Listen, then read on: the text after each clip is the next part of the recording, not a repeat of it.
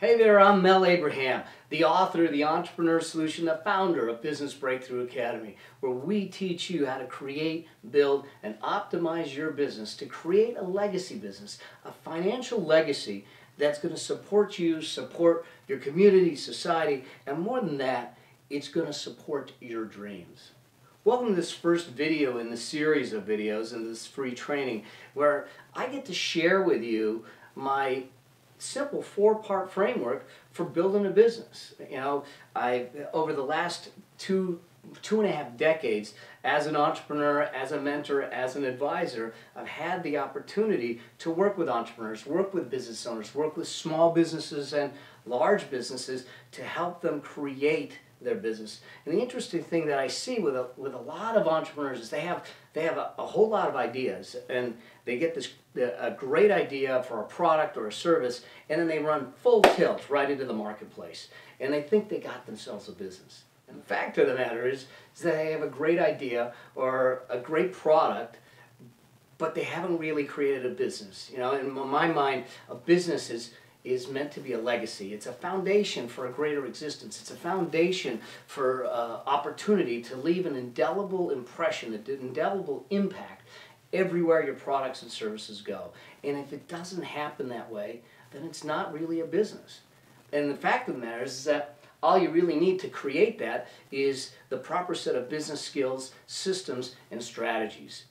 And the cool thing is, and the good news is with this, is that all of this is either learnable or hireable. Truth be told, I had to learn it. I had to actually learn it to build the businesses that I've built throughout my career, as well as work on my clients. And not only did it help me build my businesses throughout my career, it actually allowed me to rebuild my financial life, rebuild it after I had lost over 1/3 of my net worth to a Ponzi scheme. So it's not just about building a business. This, to me, is the fastest way. A business is the fastest way to build wealth, to build riches. In fact, there's an American Express, a recently released study by American Express that says that over 1/3 of the millionaires have built their wealth by running, owning, and operating a business. Okay? On the other side of that, there happens to be a USA Today study that talks about the fact that over 50% of American citizens over 50 years old have less than $50,000 saved for retirement. And that's a sad state of affairs. The fact of the matter is that if we're waiting for someone else to build our wealth, it's not going to happen. But if we take responsibility, we take the reins, we take that back, and we start to move forward, it will happen. And the business is the fastest way possible to build wealth that I absolutely know. So what does it really take to create a business? What needs to be in place? What really needs to be in place to build a business that has a greater impact, that has a higher income, and a larger legacy? What do you need to know? What do you need to know, and where do you need to focus? What do you need to do to make it happen at an accelerated pace? As I've traveled throughout the country and actually throughout the world, working with entrepreneurs, speaking and teaching and training and mentoring, I've heard it all. I've heard people say, business is risky, or it's complex and it's difficult, or the time to be able to build a business, that was an opportunity of the past. It doesn't exist today, or the economy won't support that today. And I got to tell you that if we had the opportunity, if you and I had the opportunity to sit down for a little while and work on your ideas and work on your business, I know for a fact that we could build a legacy business. We could take those ideas and take them forward and build a legacy business that's going to support your lifestyle, and it's going to create the lifestyle that you've been looking for. Once you master the 4 disciplines of the framework and have the proper dashboard, you're put right back into the driver's seat of your financial future.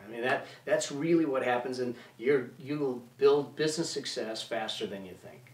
Now, my background, some of you know it, but yeah, I'm a CPA by training. I'm a CPA by education, but I'm an entrepreneur by exhilaration. I mean, the fact of the matter is that I took the traditional route, went to work for a large accounting firm, and shortly into that tenure, I was standing on the top of the 28th floor of the Citicorp Plaza building, looking out at the skyline of Los Angeles, downtown LA. It was another late night that I was working, so I was looking at the lights and staring out the window, wondering what I was doing. I was in a typical accountant's uniform, you know, blue suit, white shirt, blue tie, and wingtip shoes. And I realized, you know, I'm living someone else's life. This is not meaningful. This is certainly going to put something on the table, but it's not where I want to be. And so I did something that I probably wouldn't recommend any of you do, and I walked into the partner's office and said, tonight's going to be my last night. I quit. And so I quit that night, went home, and the very next day I did something else I wouldn't recommend you do. I cashed out my retirement plan, and I took off and went to Japan, which is a whole nother story. But the fact of the matter is that I decided that there was a way for me to build something that was more meaningful. And when I came back from Japan, I started on that path, on that entrepreneurial journey to build something that was more meaningful. And since that time, I've had the opportunity to build multiple businesses, multiple professional businesses, other types of businesses for myself as well as for my clients. And it certainly was not without its pitfalls. It wasn't without its problems, and it wasn't without its challenges. In fact, in 2005, I made a decision. I got involved in an investment that literally, you know, the Ponzi scheme, it ended up being a Ponzi scheme, literally wiped out over 1/3 of my net worth. The same principles that I'm going to talk about in these videos and that I train people and mentor people on are the same principles that allowed me, after losing over 1/3 of my net worth, to use the business to build that net worth back up. Not only build it back up and recover, but to build it up to over 300% from where I first started in 18 months. So these principles work, and they're universal when it comes down to it. Now, you know, you sit back and say, all right, Mel, what's the framework? What's the 4 disciplines? You know, the interesting thing is that I've had people in audiences, they go, yeah, I get it. And that, yeah, I've heard that before. The fact of the matter is that if you find yourself ever saying that, and whether you're in one of my trainings or anyone's trainings, if you find yourself ever saying that, it needs to be followed with a question. And that question is this: yeah, but are you doing it? Are you doing it systematically and persistently and consistently each and every day in your business? And I can tell you this, that the level of success and the level of results that you get in your business is directly proportional to the answers to that question. You know, if you're not consistently, persistently putting these principles, the foundational principles of business forward on a regular basis, then your results aren't going to be there. It's like taking a building and saying, I just want to put the beautiful windows up. Well, they can't do the beautiful windows until they put the good foundation in place, and that's really the key. So as we go through some of these, I want you to think about it and say, ask yourself, you know, God, am I doing this? Am I really thinking about it this way? Am I really focused on it this way? Have I thought about it? And am I executing on a consistent basis? Not a periodic basis, but on a consistent basis. You know, the majority of the time, most business problems will be solved by execution on a consistent basis. There's only 2 things that will affect your business. It's the decisions you make, and it's the execution you do. And so if the decisions you're making are spotty, then your results will be spotty. If your execution is spotty, then your results will be spotty. So we need to always examine it through that optic, through that lens, to sit back and say that. So as we go through some of this stuff, ask yourself, in fact, you can get a piece of paper out and write these things down and then say, God, am I doing that? When was the last time I did that? Ask yourself some very specific, and be brutally honest. If we really are going to build a business and create something that's going to support your lifestyle and move you forward, we need to be brutally honest and change the things that we're doing. So let's get to the framework. You know, interestingly enough, through all the years that I've been traveling and speaking and training and working with entrepreneurs, I see them. You know, a lot of entrepreneurs will come into this and they, do you have an idea or do you really have a business? And the primary area that most entrepreneurs will focus on is they'll turn around and they'll focus on mechanics of the business, or they'll focus on the marketing of the business, or they'll focus on the money aspect of the business. And those are the first three disciplines that most entrepreneurs and business owners will truly focus on. And when you think about it, those need to be focused on. And we'll see about the fourth one when I get to it, about how important that is, because it affects all of this. When we talk about mechanics, what we're really talking about is your rules, roles, and routines. Effectively, how is your business structured? Have you protected yourself? Is it structured to protect your personal assets? Is it structured to protect your intellectual property? What are the roles that you're going to play? Do you have a management team? Are you going to have a management team? Who's responsible for sales? Who's responsible for production if there's production? Who's responsible for customer service? Are there systems in place? Do you have a system for sales? Do you have a system for product development or service development? Do you have a system in place for product delivery or customer service? Do you have a system in place for your accounting? Do you have a system in place for research and development or content creation? All of those systems, in fact, the properly set up systems is what is so important in giving you peace of mind and the ability to scale and grow your business. If we're ever going to try and build a business that is something that is separate from you personally, that's something that's sellable, that's something that's meaningful, then it's going to have to be sellable. Because what's going to happen is, if anyone's ever going to buy it or anyone's ever going to come in and do it, they're not only buying the product, the creativity, the services, the branding, they're buying the process. And when we understand that, we can build on it. And that's what we mean about rules, roles, and routines. Second is this concept of marketing. And when we talk about marketing, it's really about, how do you communicate?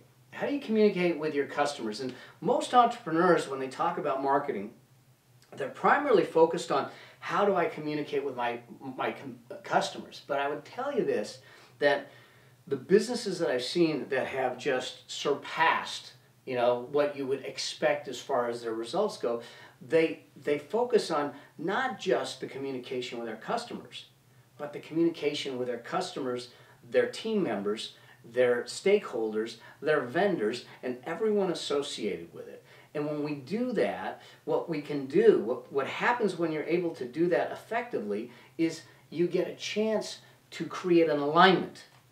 And when you've got alignment between you, your team members, your vendors, and all the other constituencies that are out there, man, the possible results are astronomical. In fact, when we look at this, the idea behind marketing is really, the customer. And the customer, like I said, I define the customer more broadly.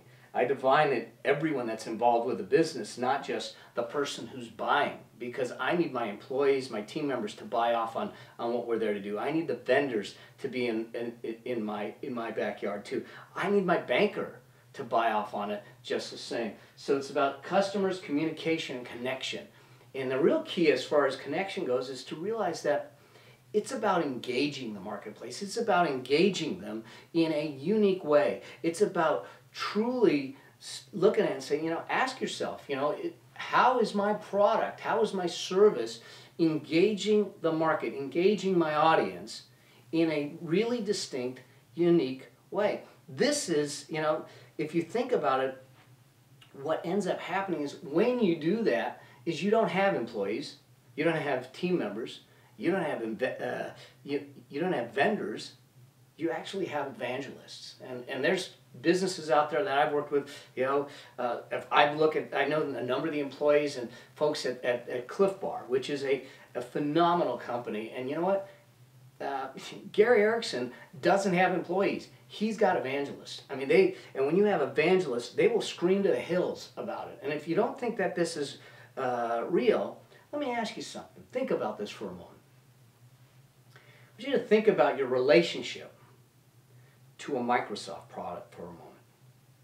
And if that relationship to a Microsoft product had a sound, what would that sound be? Okay, now, think about this. If you had a relationship with an Apple product, and that relationship had a sound, what would that sound be?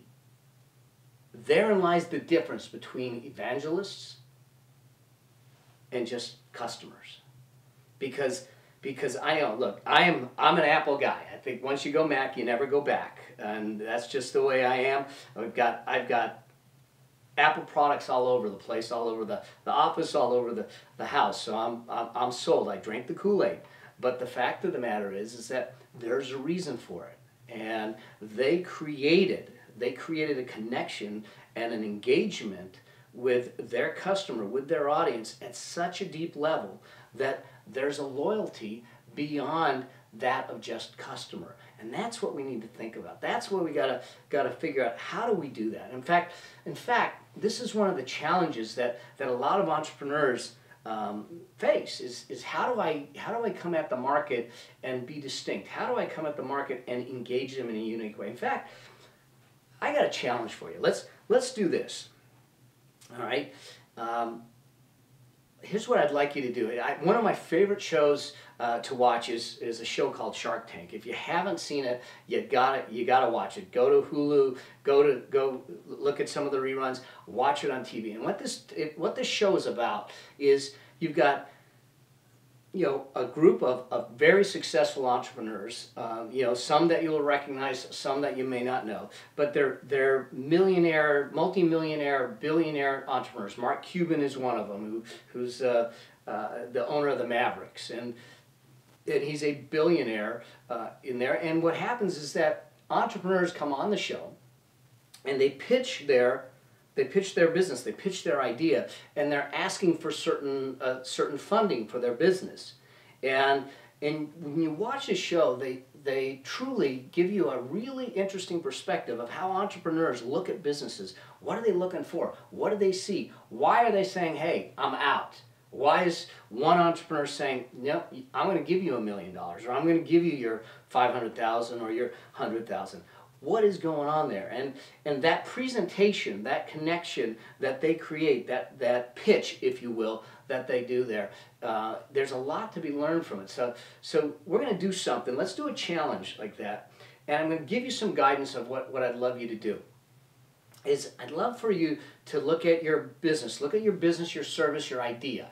Okay? And I want you to look at it at 3 different levels. I want you to ask yourself and figure out what is the known and spoken problem that it solves. In other words, this is something that everyone in the industry knows. This is something that easily when you look at an industry, you go, yeah, that's one of the problems. Okay, I mean the auto industry, the construction industry. There's some known spoken problems in that industry. The banking industry, So it's something that if the industry leaders were in the room, that's what they talk about.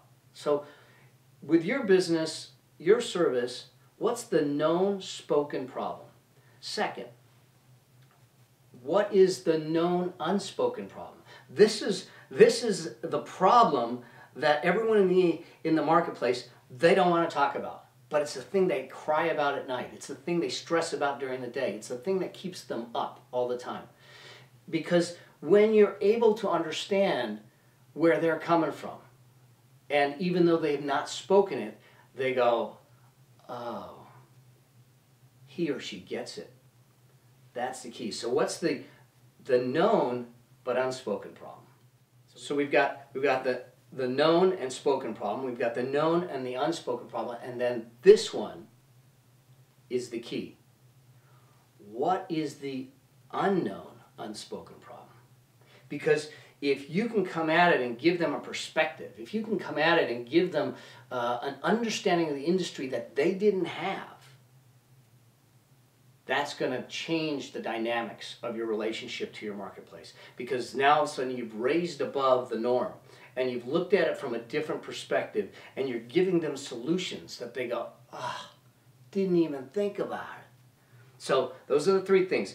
What's the known and spoken problem, the known and unspoken problem, the unknown and unspoken problem. Those are the three things that I want you to talk about in a video. And then add to it this.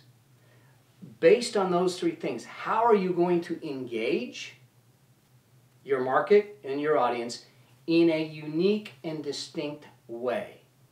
Okay? So shoot a video that talks about those things. The known and spoken problem, the known and unspoken problem, and the unknown and unspoken problem, and how you're going to engage your audience in a unique and distinct way so you bring them in. Record that video, just shoot it, and you can do it on, you can use a slide deck, PowerPoint keynote, you can do ScreenFlow, you can just speak straight to camera like I am.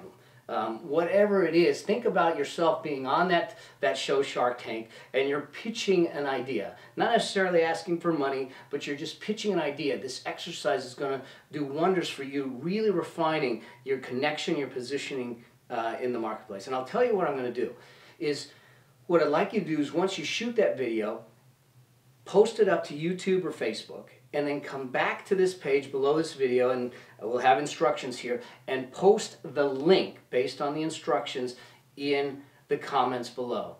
And myself and my team will go through and watch all the videos.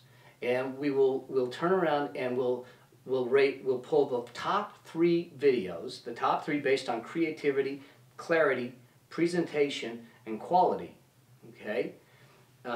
We will award them a free ticket to the next Business Breakthrough Academy Live. And that typically goes for thousands of dollars to attend that 3-day event. But we'll give the top 3 videos a free ticket to attend the event.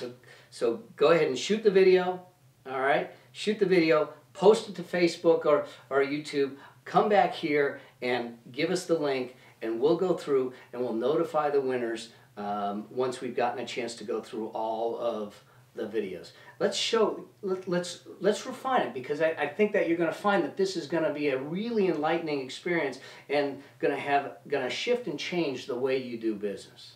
Okay? All right. So the last piece of this is money. Of these 3, there's one more piece, but of these 3 is money, and it's really about the flows, the financial, and the finale. Okay? And when we talk about this, it's really about your results. You know, what are the results of your business? What have you been able to do? What have you been able to accomplish? How are you recording it? How are you accounting for it? Do you understand what financial statements say? Do you understand the language of business? Do you know what a balance sheet is? Do you know what a fixed asset is? Do you know what equity is?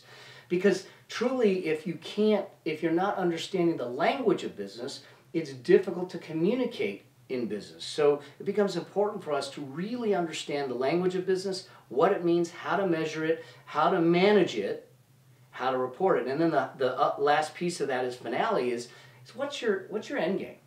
You know, do you want to sell the business? Do you want to build something to sell? Do you want to work it? Do you want to build it and work it for decades and then pass it on to the children? What is the end game? What's your finale? What does it look like? And we actually do an exercise in the Business Breakthrough Academy very early on.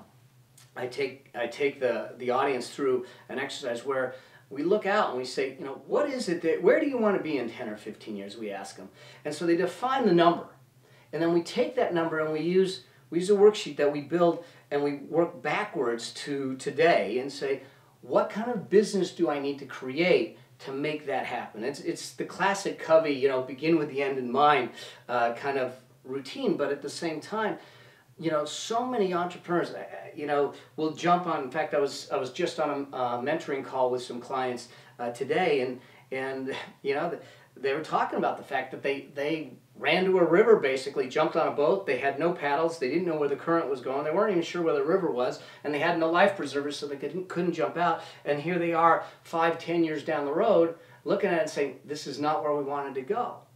And the key is that when we understand what our end game is, when we understand what it is we're trying to accomplish, how we're trying to get to it, we've got a chance to orchestrate it. We've got a chance to execute it. We've got a chance to design it towards that end, okay? And create a lifestyle path that allows us to build something that is based upon the lifestyle we want to create, so we don't sacrifice lifestyle for a way of life. And hopefully you understand the distinction there. Because so many times we get caught in this current of this way of life, and it's just the way we've got to live. And you know, and one of the key themes of everything that I do in our businesses and with our clients is to realize that it becomes important for us to be intentional and conscious about what we do. You know, if you want to work 80 hours a week, great. But make sure that you're conscious and intentionally making that choice, and that you're not just along for the ride. And that becomes the real key with all of that. Okay, so these are the 3 disciplines that most entrepreneurs primarily focus on. In fact, they look at it and say, now, when I have that, at that intersection, I actually have what would seem to be a true business, because I'm taking into consideration, you know, the 3 different disciplines of mechanics, marketing, and money. The interesting thing is that there's one other discipline that is often neglected, or it's not consciously orchestrated, it's not consciously designed, it's not intentionally created, and that's mindset. Okay, I know a lot of you are sitting there going, oh, God, not the soft and fuzzy stuff. You know, and I get it, because that was the way I was. You know, when someone started talking about mindset, I go, you know, I'm a left brain thinker, I'm an accountant, what do you want? You know, but the fact of the matter is over the years, as I've worked with businesses, and I've seen businesses that are small mom and pop shops, and I've watched businesses grow. I've recently working with a business that we built from $50 million to $140 million. I've worked with someone that went from an employee to a multi-million-dollar business in 3 years, and we'll talk about her in a later video. But the fact of the matter is that I've realized that those businesses that are exponentially more successful than others, they get this right. They get the mindset right. And what the mindset is all about, it's about why we do business. Is the reality is that it establishes the culture, it establishes the philosophy, it establishes what it is we're trying to do in business and why. You know, it's effectively about identity and defining the identity for your organization, defining the values for the organization, defining that, because remember I said we want to get evangelists, and evangelists come when they're aligned with it. And when you align them with that identity, in fact, we go through some exercises to understand what it is to create a global purpose statement, a GPS that allows you to navigate, because everyone is in alignment there with dealing with that. The next is really influence and impact. You know, how do we influence the market? How do we influence our employees? How do we influence ourselves to move? What does it take? Okay, and then defining the impact we want.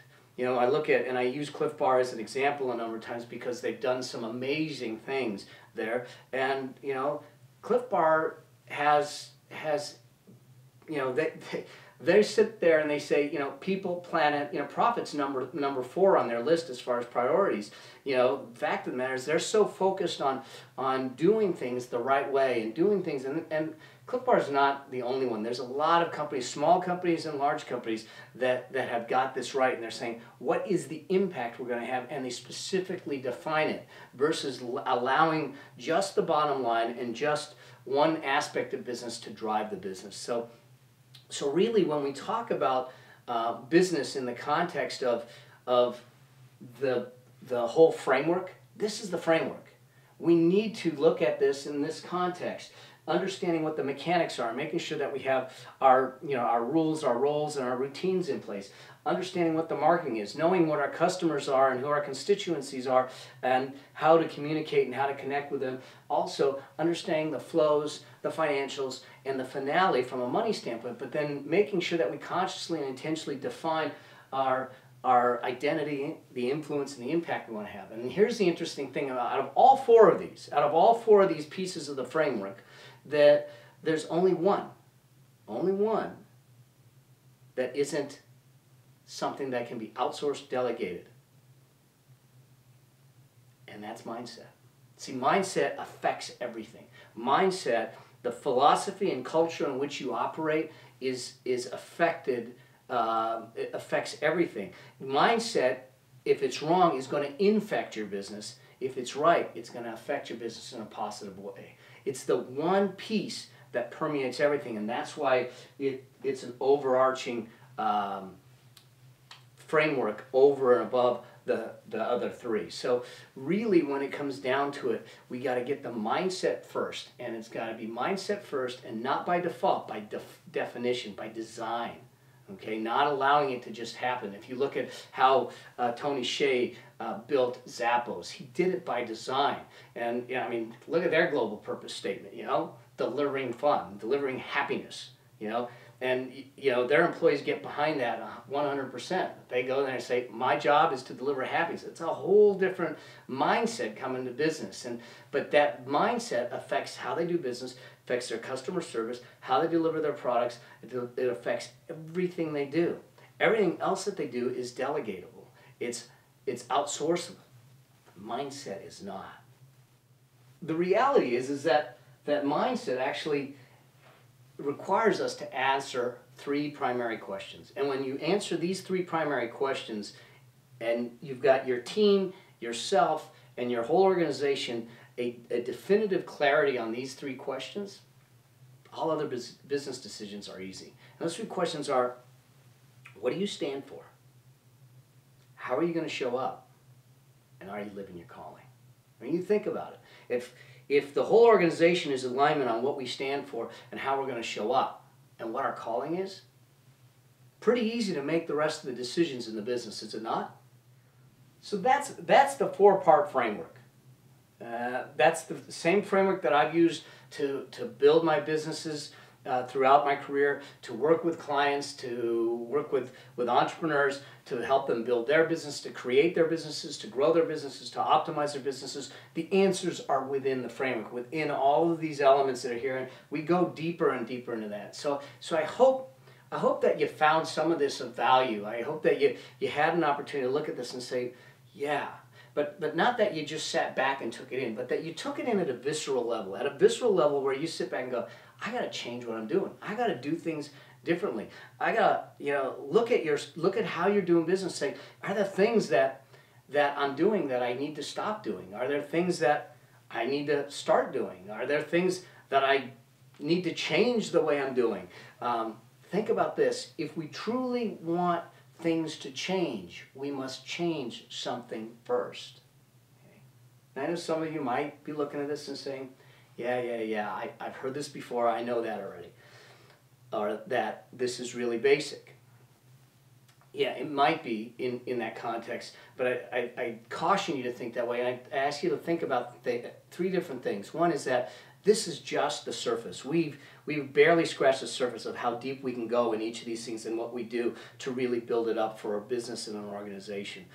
The second thing is to look at it and say, man, when you say, I know that already, that shuts your mind off to new learning. It shuts your mind off to new perspectives. It shuts the business off to possibility and growth when you sit back and say, I know that. Because there's so much to be learned from just going back and saying, am I doing it? Because that's the third piece. And it's more important is to say, but am I doing it? Yeah, I may know it. It may be basic, but am I doing it day in, day out, systematically, persistently in business? And like I said, the results you're getting are directly related to the answer to that question.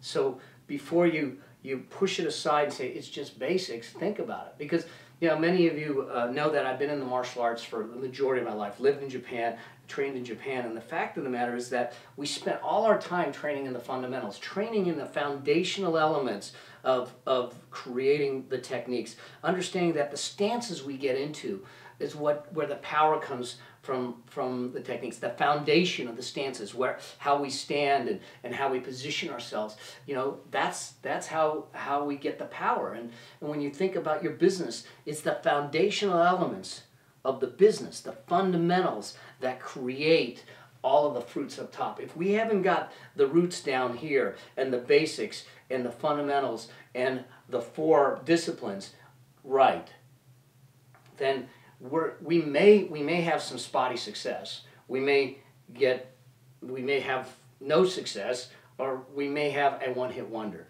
But if we're really trying to build a legacy business, something that supports your lifestyle, something that is going to create the life that you've always dreamt of, you know, then we need to start at the bottom and build it up in such a way that it's going to be sustainable, that it's going to create the legacy that you want. It doesn't matter what the market is. It doesn't matter what the economy is. There are folks that are building businesses left and right in all kinds of environments, all kinds of economies. I mean, if we look at some of the most successful businesses today, they were created during the Depression, or they were created during a recession. I'll tell you in a later video about one of my clients who went from employee to multi-million-dollar business in a couple of years during the recession. So it's not about the market, it's about the principles, it's about the fundamentals and the foundation, and taking that framework and really executing on a persistent, consistent basis to really build that. So whether you're thinking of starting a business, or you're already in business and trying to build it to another level, or you simply have an idea that you're thinking to move forward, you know, hasn't it been long enough? Hasn't it been long enough to look at it and say, I really want the life that I've dreamt of. I really want to create something that's more meaningful. I want to create a legacy that I'm proud of. And we've all been put here for a reason. You know, we've all been put here to make a difference. We've all been put here to have a positive impact. And, you know, what better way to have a positive impact than to actually do what it is you love to do, to create something you've always wanted to create, to have the life you've always dreamt of, and really building the business the proper way is the way to do it. You know, I hope that one day I get a chance to meet each and every one of you at one of my Business Breakthrough Academies, you know, or one of my other speaking engagements, you know. But for now, this is what I got a chance to do, is to be able to communicate with you, give you some knowledge, give you some of the things that I've learned through the years, both from skinning my knees, stubbing my toes, and breaking my nose to what I've seen in other businesses. And I hope that you found that this serves you. And until the next video, and on the next video, I'm going to get a chance to, we're going to talk about some of the myths of business and the business destroying myths. And I'm going to give you another framework of how do you evaluate an opportunity? How do you know which opportunity to go after first that's going to give you the highest likelihood for the most growth, the most results, the most success? And I'll give you that. But in the meantime, do me a favor. Go back and do that video. Do the challenge, you know. Answer the 3 questions. What's the known and spoken problem, the known and unspoken problem? What's the unknown and unspoken problem? And how do you engage your audience in a unique and distinct way? And post that video on YouTube, Facebook. Come back here, give us the link, and I may have an opportunity to see you at a Business Breakthrough Academy because you may be one of the top 3 videos. So let's go ahead and do that, and I'll look forward to working with you and serving you on the next video.